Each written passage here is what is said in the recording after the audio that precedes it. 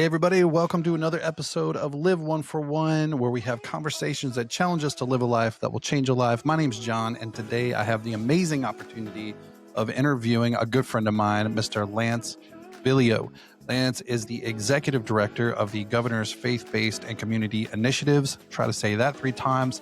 Lance is a great friend. He has done a fabulous job of being able to bridge the gap between the faith-based community and the state and just getting people talking, getting people around tables to have conversations around some of the most problematic things happening within our communities.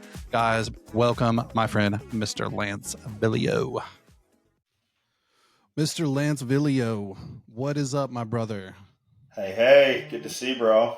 In the house, man. I am so honored to have you here, man. Let me just honor you before we even get started. You know, many people know you, many people don't know you. Obviously, you're in so many different roles and hats, but gosh, just want to honor you for what you have done within the last 4 or 5 years of the governor's faith-based and community initiatives as the executive director, coming in hot. I mean, truly a new program, and just watching you be able to rally people around some of the most challenging things within our community. And you've just been so consistent, my friend. Your team is Mm, truly above notch, and constantly learning from all of you. And just love also how you serve your leaders. You know, I think that mm, says a huge testament to somebody that's in leadership, regardless of what facet they're in, is that they're always bringing honor, they're always honoring up, they're always honoring their team, and you just do mm. such a great job for that, man. So just want to take a quick moment to honor you.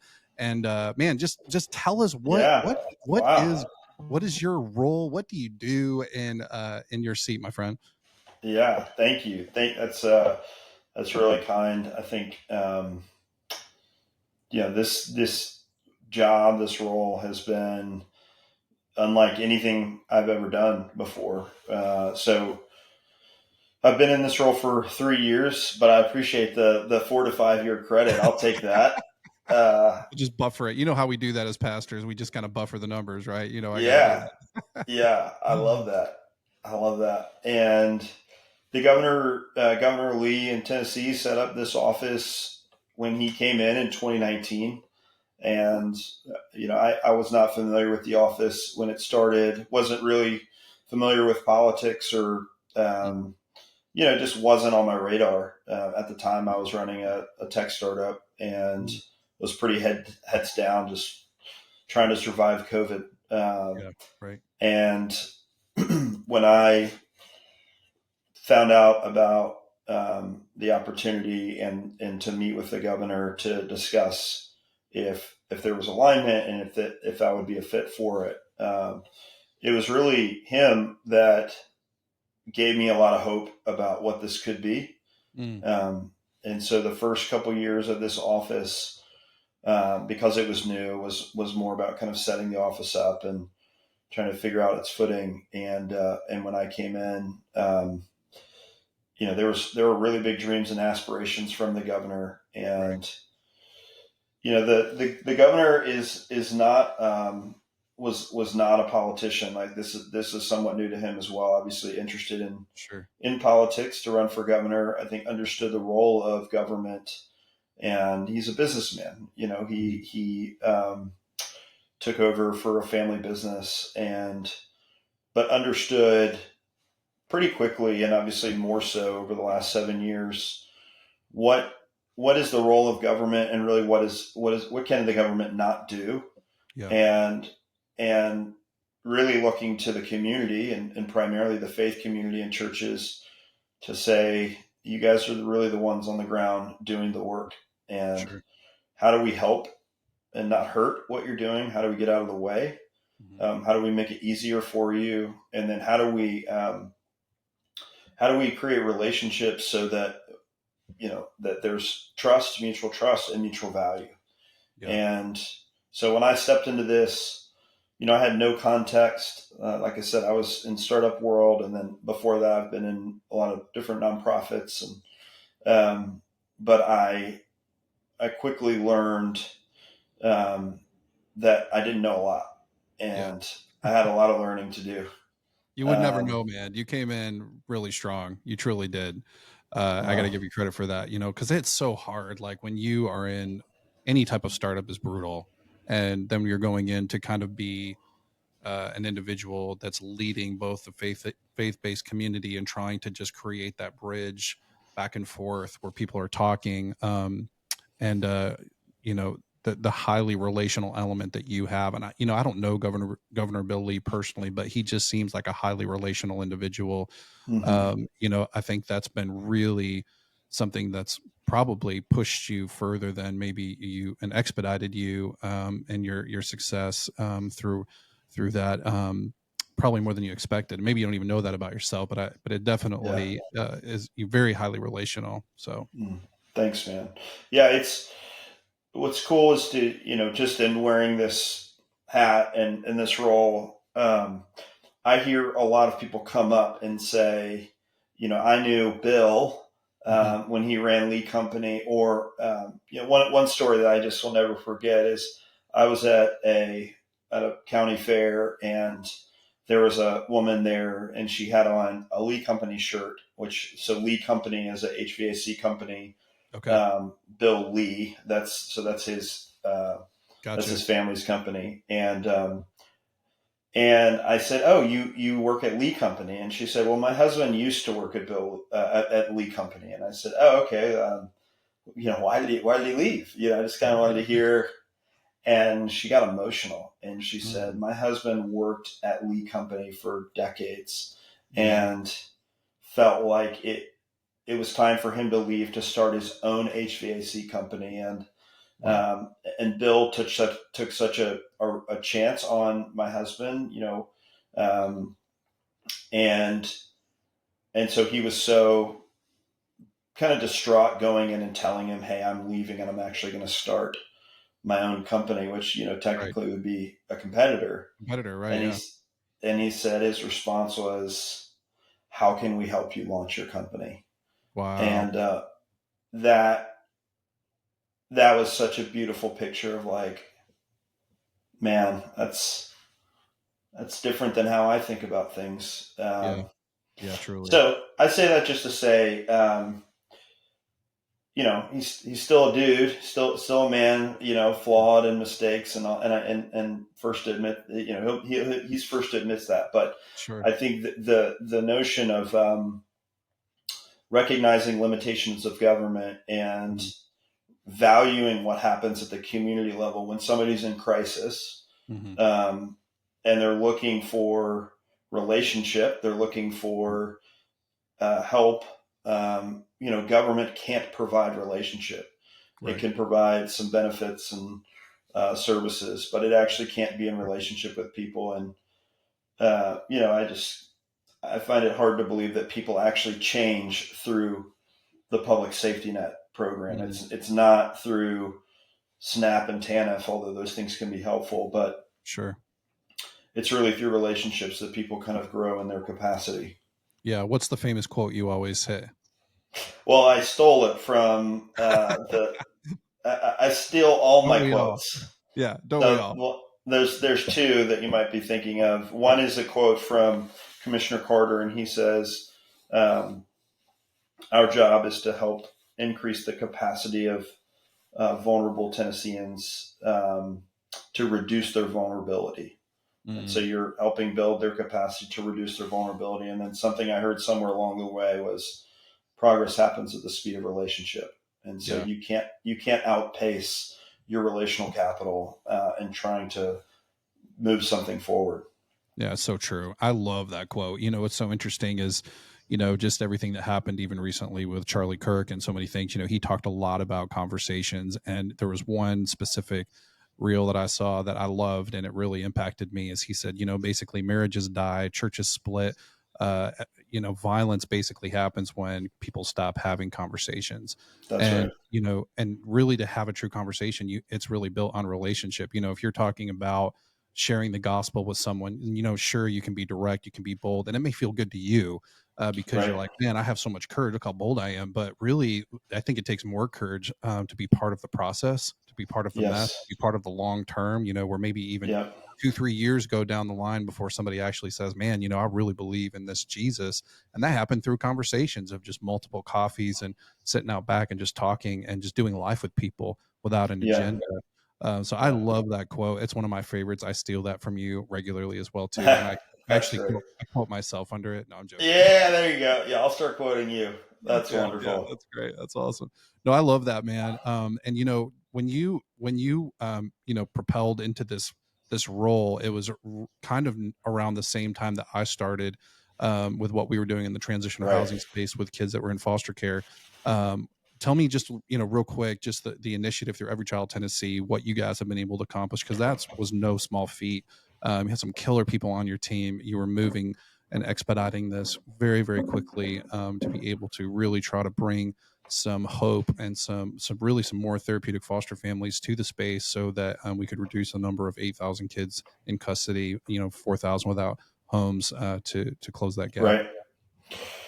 Yeah. Well, I guess the first thing to say is that we actually don't provide any direct services, so we Right. aren't the hero of the story, right? Sure.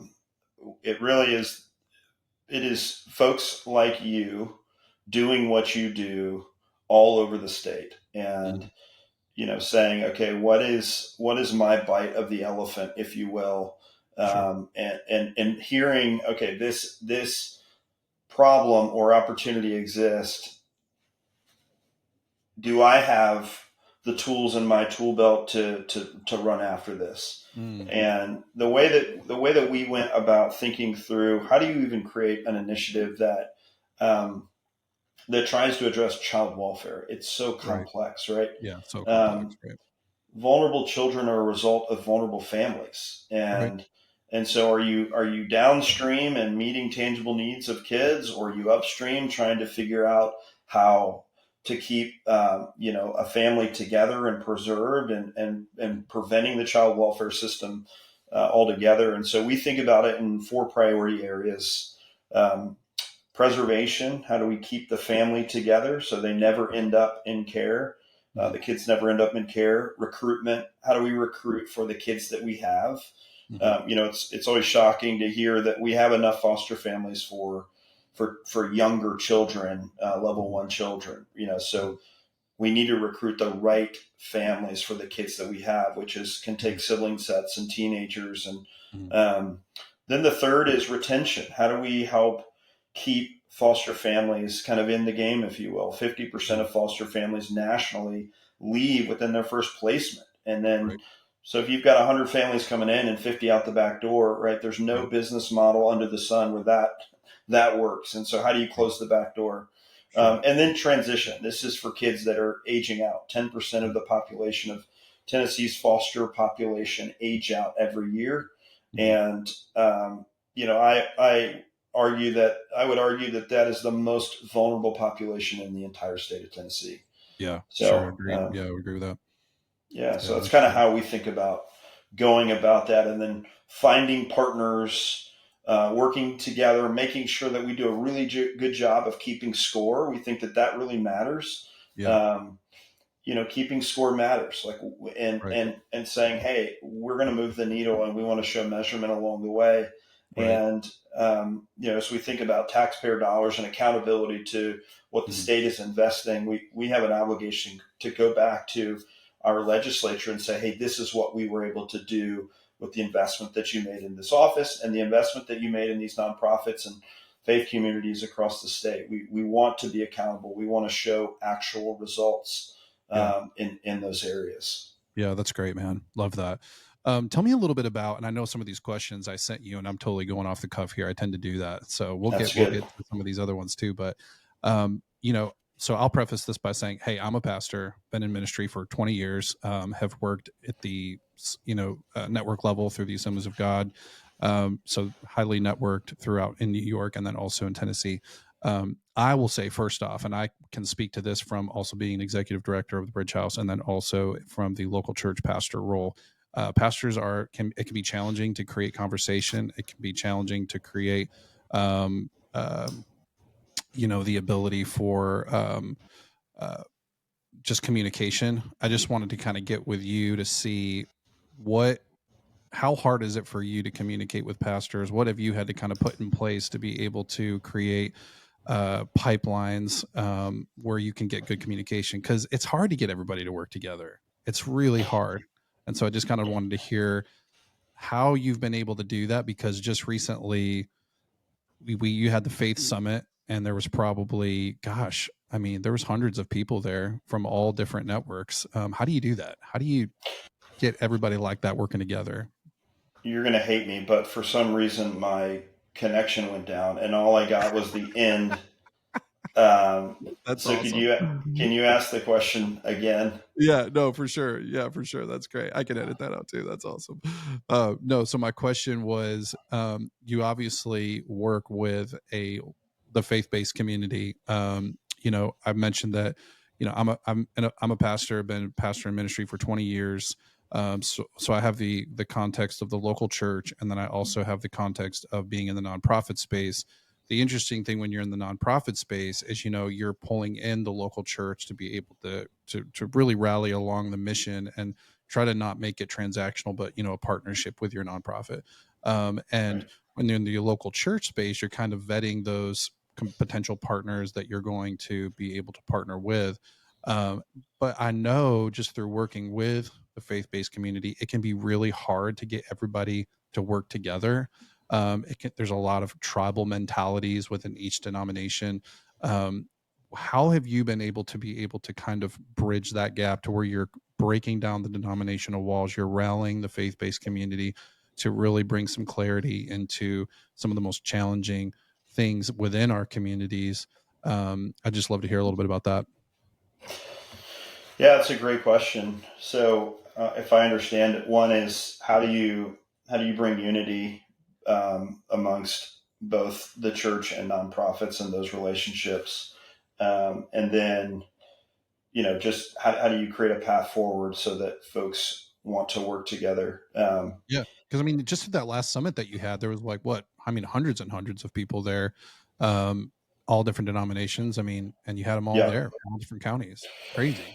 yeah, yeah. So it's a great question. I think really understanding folks' why and being able to speak to their why is really important. Why do they exist, and what are what value can you create? Um, this like value of we should both be gaining value out of this relationship. If it was Mhm. just, hey, we want something from you, and it's transactional, right? That becomes transactional, and at a certain point, transaction just cannot Right. withhold, Yeah. especially when things get hard and complex. And Sure. this goes back to the importance of relationship and understanding. Um, are we aligned, first of all? Like, do we Mhm. actually are we aligned in what we're trying to do? And I think second is, are there are there ways that we can both create value for one another? And Yeah. that is hard to do, right? Yeah. Because Sure. Yeah. I I think that nonprofits, that is a very hard model to work under, because Mhm. you're trying to create sustainability and predictability Mhm. financially, Mhm. right? And there's not and there are some situations, but it's not like, hey, we know where our funding is going to be for the next 5-10 years, and so such a large part of what we have to Yeah. do is go and tell our story, and telling it in a way that's compelling other people, which produces some kind of security through donation. And so, Mhm. Yeah. inversely, right, the church has its own complexity of like, Yes. um, you know, I'm I'm trying to help people engage in the complexity of society while also trying to serve them in the complexity of their own life. Mhm. And and if you if you undervalue that complexity and come in Mhm. as a nonprofit and make assumptions, Right. um, it's really easy to miss each other. Yeah. I Uh, agree. and but if you understand the complexity of, hey, what this pastor is faced with, Mhm. um, a lot of times I think actually presenting information in a way that's very local is super compelling. So, Mhm. for example, you mentioned, hey, there's between 8 and 9,000 kids in foster care at any given time. Mhm. Um, if you go and tell a pastor that, that's meaningful. But if you say, hey, there's 32 kids within a mile of your church, and Mm. here are some very tangible things that you can do about it and invite your community. And not being overly prescriptive, like, hey, my nonprofit is the way forward for this to be solved. Right, right. Um, Yeah, that savior mentality for sure. yeah, yeah. And so it's being in relationship with people. It's being able to understand what the other person is really having to navigate through, which goes to how to create value in their complexity. Mhm. Um, but the reason we started with kids, right? There's a whole number of things that are going on in our state. The reason we started with kids is that everybody agrees that our vulnerable children should get our best. And Yeah, so it sure. really is a unifier. So we Mhm. come to the table under this idea of like, our kids deserve our best. We don't really even fully understand, why are these kids in care? How did they get Mhm. there? What's the Mhm. path forward? But we generally, collectively, can all agree on that. Mhm. Well, that just gets us sitting at the table together. Right. And then we start figuring out each other's story. And, oh, you're doing this because you didn't have a dad, or you're doing this because you were in foster care. We start humanizing people. Mhm. And then Right. relationships start forming. And once that starts happening, we're no Yep. longer talking about transactions, right? We're talking Right. almost as friends.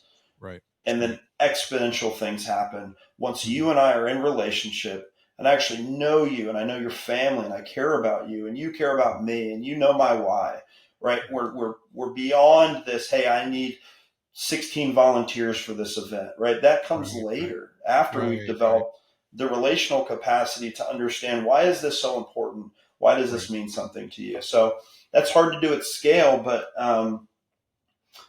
things happen on a local level, like, Yeah. Yes. and getting to really know and understand each other, and having empathy, and all those things that are very biblical, but are hard to do in the fullness of life. Mhm. Yeah. Oops. Yeah. No, that's great. Yeah, You almost fell over there.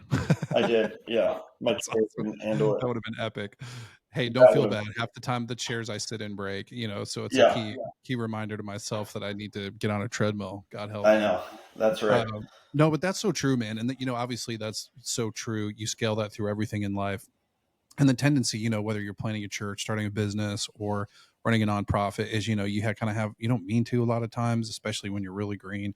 You got a ton of passion, ton of vision, and you're like, hey, we're going to just solve we'll use the foster care example, the 8,000 kids in custody, we're going to solve that.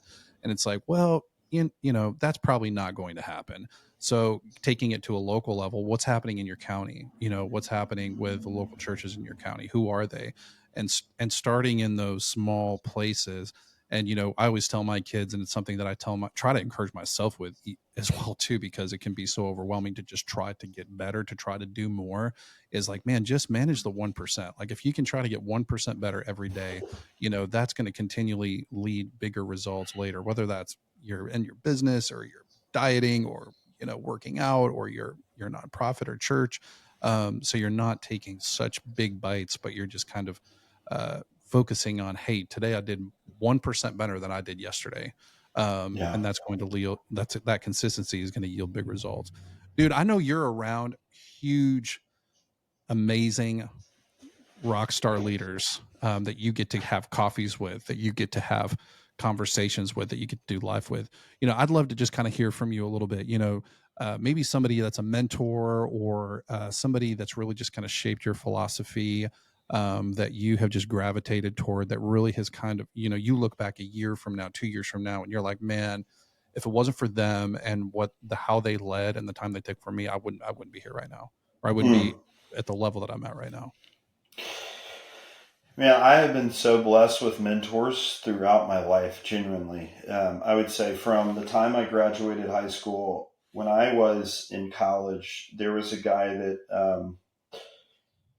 for whatever reason, saw something in me and said, "Hey, I want to spend time with you," Mm, and he had a profound impact on my life. And mm, there was nothing sexy about it. There was nothing big and social media and attention. It was just this quiet presence mm, of um, what he taught for me, you and I share the same faith, is that the Lord is not afraid of your sin, so you Yeah. don't have to be afraid to bring it to Him. And he taught me a lot about the outdoors and being in God's creation, and Mhm. um, just completely like set a trajectory uh, in a completely different course for my life, because Yeah. he helped me understand not just myself, but myself as it relates to the Lord in a way that was really Mhm. profound. As I got older, there was another guy that was never able to have kids, and he was kind of an uncle, grandfather to a lot of young guys my age. Mhm. And he similarly would take us on these adventures kind of all over. We'd go to Alaska and we'd go fly fishing. And, you Nice. know, what he understood was like, we need an excuse to get together. Mhm. Um, and then when we're there, that's where the magic happens, if you will. Yeah. Yeah. And he just normalized how hard it is um, to be a good present husband, Yeah. and how hard it is at times to really dial in with your kids, and that mixed with the calling on your life, and Yeah. um, the passion that you have around redeeming things that are broken in the world. And Yeah. he was a very faithful presence for me. He's since passed, but Mhm. that was somebody that, again, just like, he left a profound impact on my life. And I think that what people like that do is they set the bar a little bit higher, Yeah. and you're like, oh, that's what's possible. And Right. for me, it was like, okay, stop settling Mhm. for stuff that really doesn't matter, that I see a lot, Mhm. and I'm a part of, but like, here's where the bar could be. and That's so and good. and just that for me has been really meaningful, and has Yeah. also just been really inspiring to, like, setting my eyes and my heart and the things that I want on things that are above even what I'm seeing every day. Yeah. Um, and so those men were really, really helpful in figuring out this crazy journey of life. Yeah, no, that's really wise. I love that. I heard recently, and it's a scripture that many of us heard.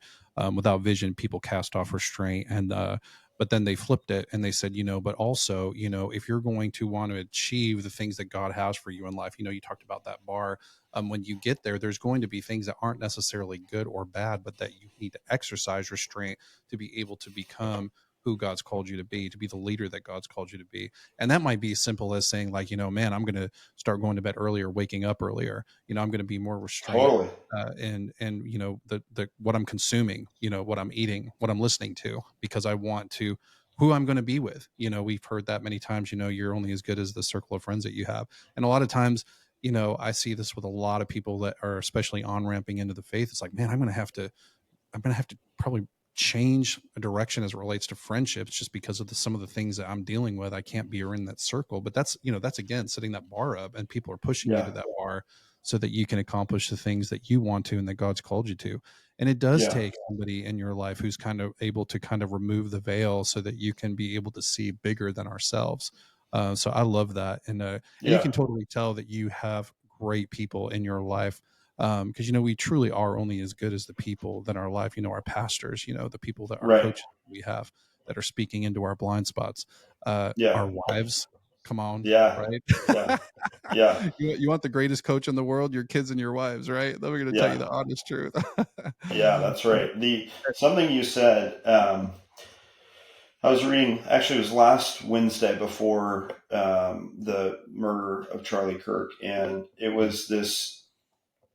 It was the passage talking about, um, you know, Jesus saying, "I am the vine, and you are the branches." And I'd never paid attention to what he does to those of us as we're pursuing him is that he actually prunes us. Yeah. He cuts things off. And so I went and did a little bit of research as to like, well, that doesn't sound good. Like, you know, things that are growing, but to prune something is to literally cut it back so it's a more concentrated good.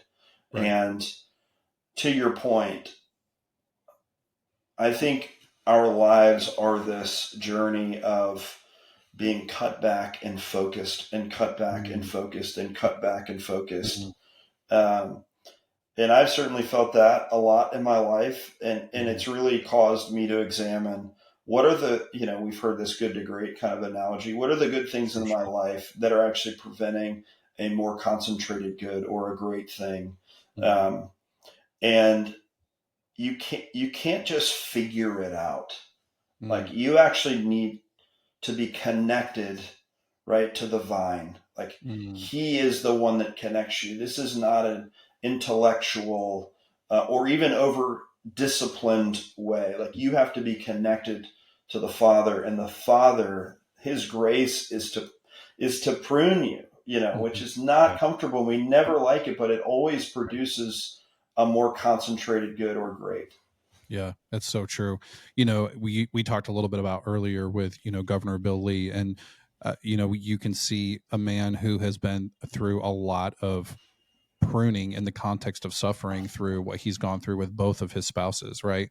Obviously, dealing with the aftermath of that with his immediate, his previous spouse, where I can't imagine having to have walk your children through that journey. You're walking through that, and you're rediscovering the Lord. You're rediscovering His grace, His faith. The questions of why, like why me? What did I do? Is there something I did? Is it just simply life? Is it just simply sins in this world? uh you know and wa- Watching somebody go through that, I recognize that there's a lot of that in my own life. My son had cancer, my mom passed away from cancer, my dad had cancer, and gracefully my son lived, my mom did not. My brother Mm. passed from addiction. So like all of these things in my life that I've seen, just like, oh man, this constant breaking. You're so right. Like it gets you to the point really where you can almost pray that prayer, Lord, just give me this day my daily bread. I just want my daily bread today. Like I just want to survive and live this each day like it's my last, and live the best I can for you. But when I heard Governor Bill Lee speak, I noticed that in him. Like I could feel a sense of brokenness, but yet healing as he talks, because there's an Hmm. element of tremendous humility that he carries as you're around Yeah. him. Can you speak to that a little Yeah. bit? I mean, you're around him more than I am. I've never even It's, shook his it's hand. So, funny. It's funny you say that. I've worked with him for 3 years now, and I recently, very recently, heard him share his story in a very closed group of mm, people. mm, And I mean, listen, I work for the guy, and so I don't want this to sound, you know, overly obsessive or anything, but I don't know sure, that sure, I've ever heard a more powerful story of not just the tragedy, sure. but how God showed up in the tragedy Yeah, in a way that, like, you're like, no way that yeah, happened. right, Um, the unimaginable. You're 40 years old. Life yeah, is good. right. You come home. You hear your daughter screaming, and your wife is not dead but dying.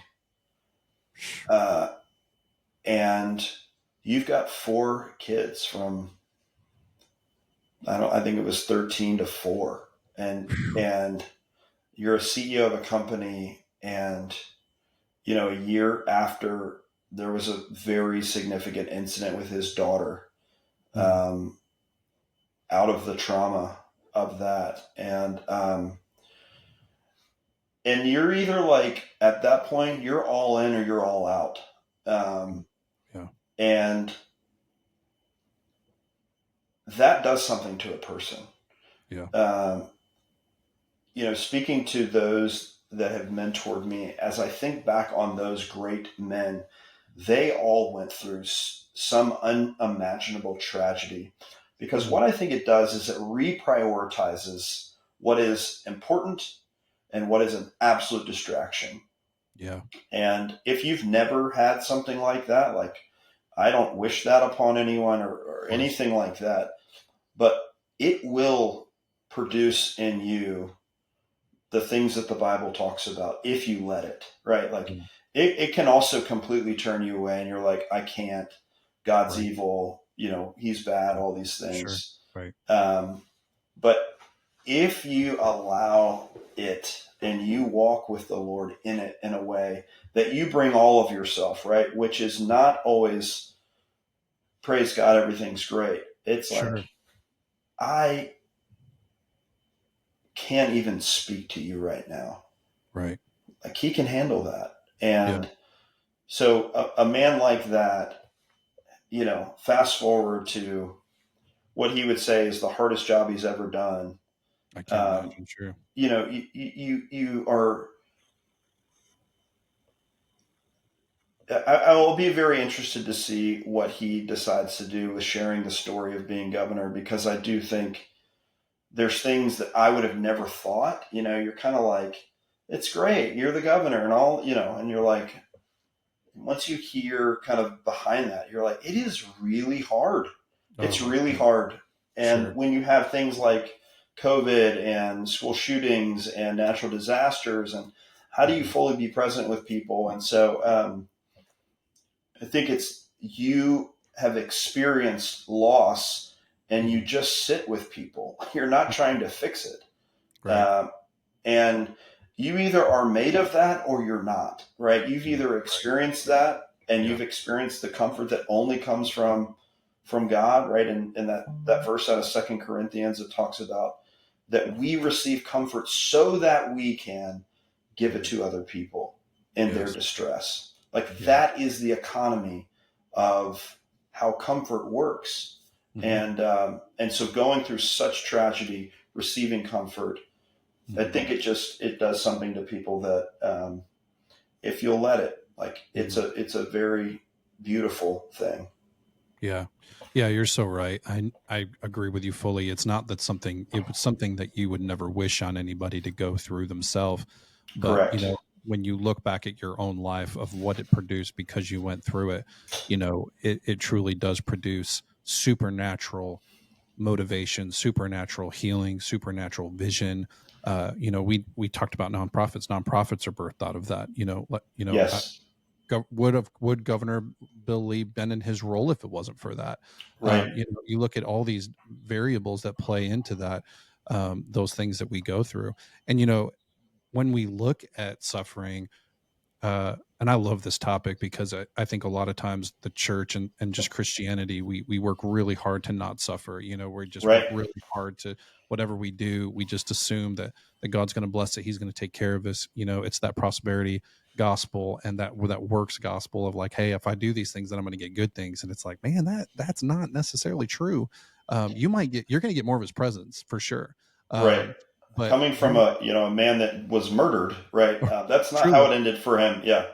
Right, Yeah. exactly. And so when you look at that context, it is a topic that I truly am passionate about. And one of the things that I always try to tell people is, dude, don't try to if you're going through something that's truly difficult, you don't have to say, man, the Lord's going to get me through it, and praise the Lord, he's good and his love endures forever, with the Chris Tomlin song playing in the background. Right. You don't have to do that. Like, you can actually be okay. Like you mentioned, God's okay with the why. He's okay with me going to you and maybe shaking a fist and being frustrated and broken. Like, Yeah. I know God desires that more, because there's no pride in that. It's simply like surrender. And when Hmm. you do that and people see you be real in the midst of your struggle and your faith, I think it does cause people to lean in and say, man, um, that person's being authentic. They're being real in that, and they're also Yeah. representing that they keep leaning into God even in the midst of their pain. You see Jeremiah do that, you see David do that, all throughout the Old Testament, New Testament. You see that, and Yeah. so it really is a beautiful thing, man. Well, Thanks. the role that God gives us to compare us and Him to, right, is Yeah. that of a father. And can you Yeah. imagine if your son, he got hurt really bad, and he just comes up to you and say, "Dad, you're Right. so good. You're so good." You're like, "What? Like that is you're hurt." And I Yeah. want to be there to comfort you. Like Right. that is the role of a father. Or if Yeah. he saw that his child didn't feel like he could be authentic with him. Hmm. I always love, especially for new dads, like I feel like the lights turn, and moms, but like Yeah. the Yeah. lights turn on when Yeah. you have a child and you're like, oh, okay, Right. Right.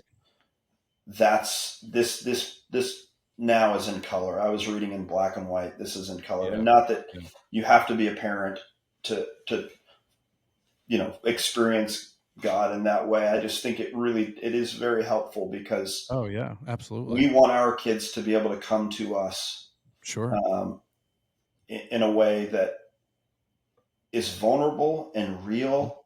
Hmm. And we want to comfort them and we want to love Hmm. them. And Hmm. we also want them to obey. Hmm. But Yeah. they're not our children anymore Right. when they do something they're not supposed to. So I just, Exactly. yeah, It's beautiful. yeah, Yeah. yeah. That's so good, man. Tell me a little bit about story behind the story, man.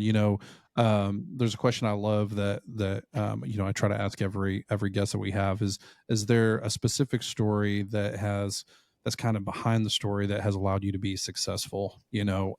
Because obviously, like you said, you didn't necessarily project that this is where you're going to be. You were in a tech startup, and then here you are. What's the story behind the story, maybe in that maybe you don't share a lot? Yeah, I mean, it's in terms of this job. So I ran a nonprofit called I Am Second before the tech startup, and the nonprofit was really around telling the stories of like well known figures, celebrities, athletes, things like that, and Yeah, yeah. it Was was that the very one that was done like cool. where they had the like they were usually sitting in a chair in a black room, That's just it. all That's it. black, and it's like, Yep. dude, I didn't know Yeah. you did that. Yeah. Yeah. We used Yeah. to show those So videos to our youth group back in New York, man. yeah. That's crazy. Yeah. Exactly. So That's awesome. so we were trying to figure out. Okay, so we're having tens of millions of people watch this content, Yeah. but how do we move it from inspiration to transformation? Like Yeah. we're inspiring people. And so, long story short, we had this idea. What if at the end of the story, the person sharing the story could say, "Hey, this is my story. Thanks for listening, but we want to hear your story." And you Mhm. actually invite the listener to share their story with Mhm. the hope that you could at scale connect them to people that had been through a similar story Mhm. to begin like a discipleship process, all Gotcha. virtual. Mhm. And at the same time, my wife was diagnosed with cancer, and Oh she's my in full gosh. remission, totally, Wow. totally fine now. But she had great care, medical care at Vanderbilt, but we didn't know anybody that had gone through that cancer diagnosis. And Mhm. so there are these two very similar kind of experiences happening. I'm trying to figure out how to connect a viewer with somebody that had a lived experience at Mhm. scale, and I'm trying to help my wife connect to somebody um, that had again had lived experience. And so that is actually the beginning of the company that I started, was trying to solve those two things. Wow. And we launched in 2019, Mhm. which was right before COVID. And I was convinced that the Lord was like, this is what I have for you. I've allowed you to experience these things so that you can help other people connect. And so we started a SaaS company. I had no idea what I was doing. And, but we started it and we started getting clients, and the clients we were after the most were hospitals. That's where sick people went. Mhm. And could you connect people based on diagnosis? And then you may not be familiar, there was something called COVID that happened in that process. And And so our business, Yeah. from that point on just started tanking. Oh, sure. Right. You And think on the hospitals. and so, we were not a family that could afford to not get paid. And so we Mhm. were running out of runway, but I just did not feel released from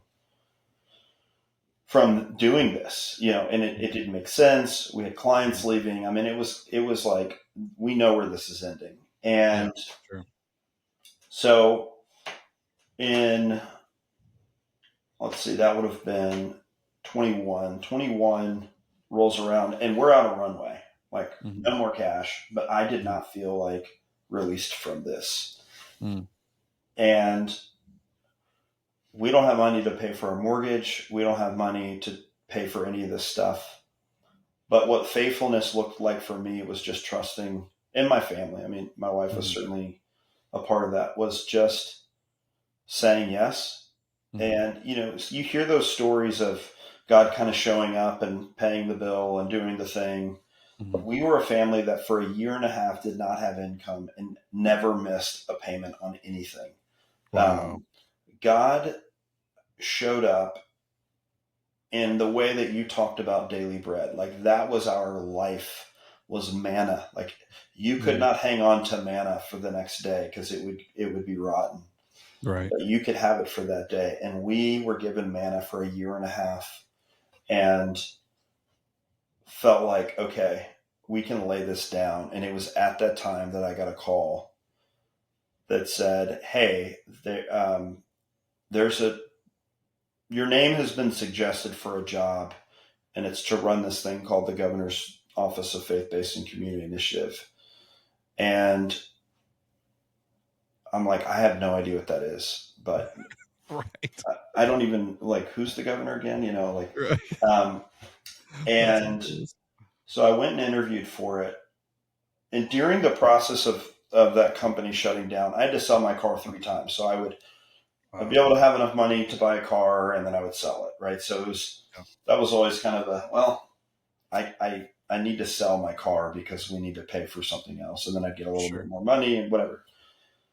So it was like that happens. I get this job, which I never applied. Like there wasn't a place you go online and apply for this stuff. Right. Yeah. It It didn't was exist. it Right. was it was a gift that the Lord gave me, Yeah. and we felt released to leave the company to do this, Mhm. and we were so blown away with the fact that the Lord had prepared this. Mhm. And the like cherry on top was that like, hey, there's a stipend for a car.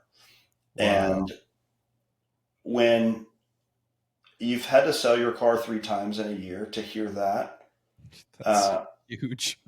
you're just like, oh my, look at what the Lord is doing. Like we could Yeah. have Yeah. never. So I say that to say that really is that's the on ramp Yeah. in how this started, and it's been such a honor to get to work with folks like you and champion the work you're doing and Mm. work with folks at the state. I mean, I think the perception is like, oh, the state, they're terrible people. Mhm. They're not. They're Yeah. not terrible Right. people. Yeah. Um, Yeah. they 100%. are they are given an impossible task. Yes. Think of foster care. Yep. There's 8,700 kids in foster care right now. The state Right. does not have a mechanism for raising children. It is Right. completely dependent on the 7 million Tennesseans to open their home. So Right. it's your responsibility to do it, but you actually don't have a mechanism to do it. And Yeah. so, and then there's a lot of missing each other, and Yeah. government and community Right. and nonprofits, and they speak very different languages. So to be at Right. the middle of that and say, I think what you're trying to say is this, maybe say it Yeah. differently. So, Yeah. Yeah. um, No, so that's so true, it's man. been fun. Thank you for sharing that. It's funny when we were at the summit, I was cracking up because, when you brought that, you kind of did that like SNL type vibe where you brought these people up. And it was so funny for the listeners, obviously, that weren't there, So we're in this like real, it's a very well put together gathering, semi formal. Everything has been formal up until this point. Governor Bill Lee just gave his address, and then I think there was a slide that said, "Hey, here's the most excellent Expert. people or Yeah. expert people." Expert. So Yeah. expert people. There was one in government, faith, nonprofit, uh, Philanthropy. Yep. philanthropy, and so they come up and they're basically just kind of going. And I text one of my coworkers and I go, "Is this a joke or is this like serious?" And she goes, "I don't know." And so the chaplain of Cumberland University, I just met him. He's sitting next to me, and I was like, is this a joke or is this serious? He goes, I honestly don't know. And so it wasn't until like probably a good 5 to 7 minutes of this pure awkwardness of wondering if this is a joke, of us realizing this is a joke. Like, this is what you just said, of people who speak different languages and the way that they think all being on the stage. And I have to say, when it was over, I was like, that was pretty great. Like It you, was such a that was risk. pretty well thought out. Like, wow. Yeah. I kicked myself because I could have teed it up better. Um, I don't but know, man. You had us all fooled. Like, I don't know that it could have gone any better. Like, it that's was kind. it was Uh, the tension of not knowing and then right. realizing just from the acting itself that helped you realize this is not real. Like, this is them Yes. proving a point that nobody speaks the same language here, and we're all need to lean in a little bit and get clarity. And so I thought it was really good. It just took me a little That's bit to get awesome. there, but once I got there, I was like, oh wow, that's hilarious. Dude, I was sweating. I was I like, bet you were, oh, dude. like 2 minutes in, I'm like, this is not going well because people weren't laughing at first. And then by the end of it, everybody was laughing. And I was like, Everyone was laughing oh, because that they was such a risk. oh, it was great. Yeah. It was great. Good for you. Good for you. I love a good risk, man. That's awesome. Yeah. I So love it. it'll be fun to have them at the next one because then I think people will be like, all right, I know who they Yeah. are. You Yeah, know, yeah, absolutely. Yeah, absolutely. No, they did a great job. Well done. Man, I want to honor your time. I know we're coming up on almost an hour here, and I know you got a lot to do, but man, I just want to thank you. Thank you for everything that you do, Lance. And I love what you said earlier. And I hope our listeners hear this too, especially in the midst of what our country's going through. Uh, People that are working at the state. I mean, at the core, gosh, I truly believe they truly want the best. They're working hard, uh, unimaginable problems that really stem from broken families, that come yes. from generational cycles of bad decisions, of sin, and that just happens through time. And then they pin it on somebody like Governor Bill Lee. They pin it on a certain part. They pin it, and it just ends up being tied to a face when really it was a broken family. Lots Mm-hmm. going on in that family that needed help, that needed Jesus, that needed deliverance from a lot of things in their life. And so I've seen firsthand, especially with the content that we put out at the Bridge House, we're very careful whenever whenever we put content out to make sure that we're honoring our caseworkers, honoring our commissioner, honoring the people that are working at the state level, that there's no communication that would suggest that they don't care or that they didn't do their job, because I know many, many of them, as you know, many of them, and they do care very, very much. Yeah. A lot of times it's just a very difficult place. So thank you for speaking to that, my Yeah. man. Yeah. Any closing thought before we go? No, I would just say thank you for what you're doing. I genuinely think people that aren't necessarily activated are it's because they don't know. Hmm. And the fact that it's a priority to you to create conversations Hmm. and have people on with different perspectives, um, and giving people the benefit of the doubt to just say, hey, like, um, this isn't like we're not throwing shade because you don't know some of these issues. It's like, Right. but it is here, and we all have a Yeah. part to play. Right. It's really easy to point your finger at Oh, government for and sure. say they're not Yeah. doing their job. Right. It's really hard to say, okay, I'm going to be inconvenienced to do Hmm. something about it, Yeah. and so That's right. just what you've done with your life, your commitment to serving our state's most vulnerable, having conversation. I just thank you and your family. Like, there are sacrifices that are being made, both, um, I think, spiritually and just like very tangibly. And I just encourage people to be in community, especially that are doing this work, because Mhm. the highest rated thing last week when we did that event was not having the governor speak. Mhm. Surprisingly, it was not the expert panel, but it Mhm. was sitting across the table with people. It was the table Yeah. conversations. Yeah. And so we don't have time to be in relationship with people, and that is absolutely false. Like, we have to Yeah. be in Right. community with people. And Yeah. so these conversations help promote that, and I'm just thankful Mhm. for the work that you're doing. I'm honored to Yeah. be on this podcast, and Yeah. excited to see what Absolutely. what comes of it. Yeah, absolutely, man. No, truly, well said, well said. And again, before we close, I'll give you one last thing. We were sitting at a table, never met the Cumberland chaplain before ever. Um, he's one of two out of the entire state of Tennessee that's actually on staff at a university. He is prior military or currently serving, I believe, in the reserves.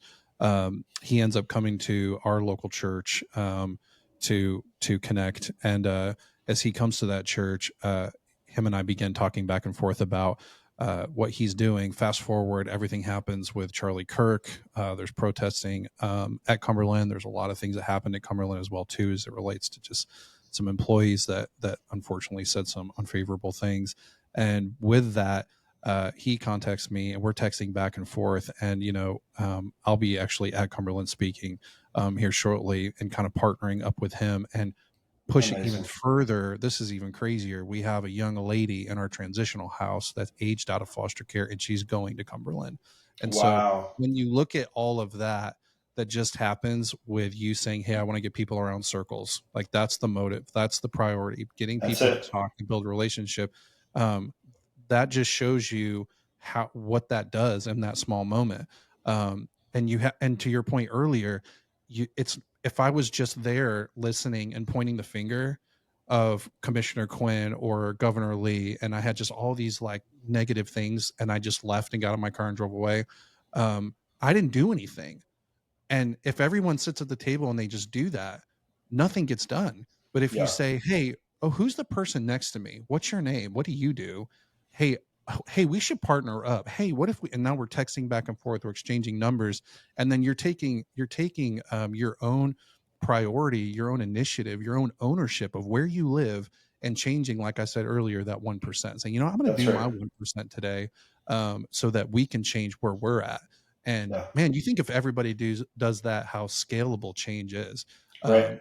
It's the naysayers that are just pointing Yes. and leaving, and scrolling on Yeah, Facebook, and it's there's easy. nobody stepping up. There's nobody serving. There's nobody contributing. It's just Yeah, naysayers. yeah, yeah. Thank you for sharing that story. That is such a amazing story, and an example of why sitting around tables, it really is about relationships, right? Like, Yeah, the fact that he's like, hey, I need to call on you to come help me in this, with this stuff that's going on, and for you to say, hey, I've got somebody that I would love for you to consider. Like, yeah, those things don't happen right, if you're not in relationship.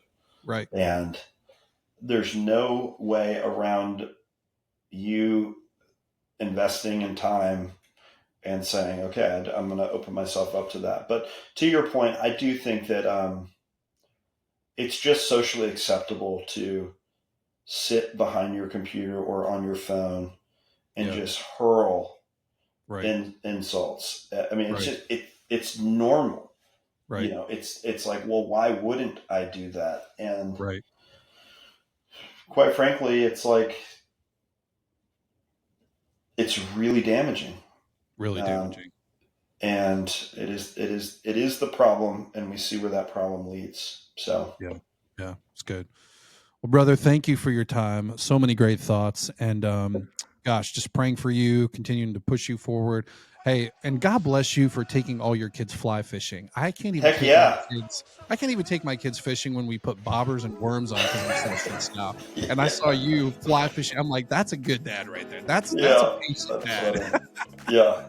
Well, I'm looking for excuses to go fly fishing more, and I feel like if I get my Yeah. kids to go, my wife is Yeah. going to be like, so Oh, look at that. there's a little selfish strategery there.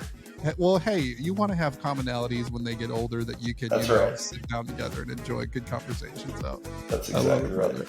Well, dude, Yeah. enjoy the rest of your day. Thank you so much, Lance. Thanks, God John. bless you. And man, thank you for being on the show. Thanks, brother. Okay, bye. Take Bye-bye. care.